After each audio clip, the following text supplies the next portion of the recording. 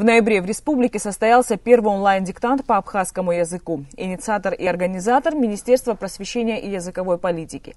Проверить свои знания могли не только учителя и ученики из всех городов и районов страны, но и каждый из нас. Онлайн-диктант прошел на платформе Zoom.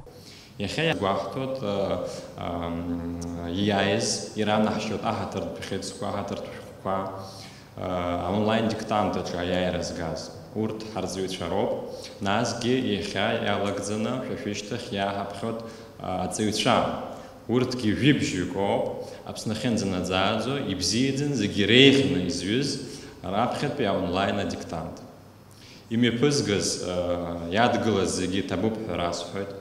Для учителей тотальный диктант состоялся в ходе научно-практической конференции. Преподаватель младших классов средней школы номер 4 города Очумчира Ляля Папаскир отметила, что такой формат проверки знания родного языка она еще не применяла. По ее словам, опыт оказался положительным.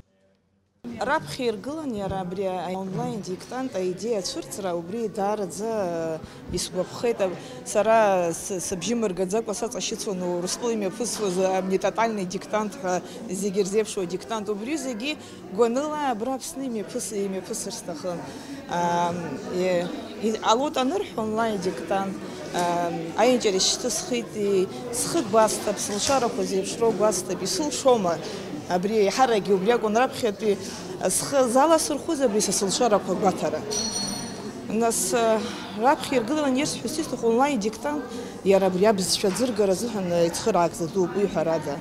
Среди награжденных преподаватель математики и информатики Сухумского государственного колледжа Нона Миквабия. И судя по результатам написания диктанта, она специалист не только в точных науках.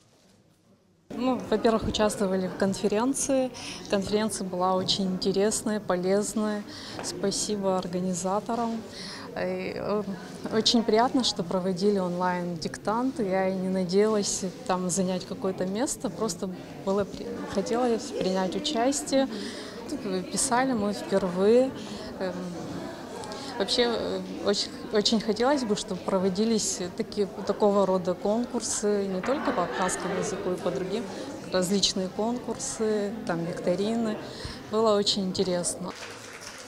После педагогов были награждены и ученики. Определились и 5 победителей в конкурсе «Читаю стих на абхазском языке». Самым маленьким и талантливым детям в онлайн-конкурсе были вручены дипломы. Анастасия Никонова, Раму Камке, Абаза ТВ.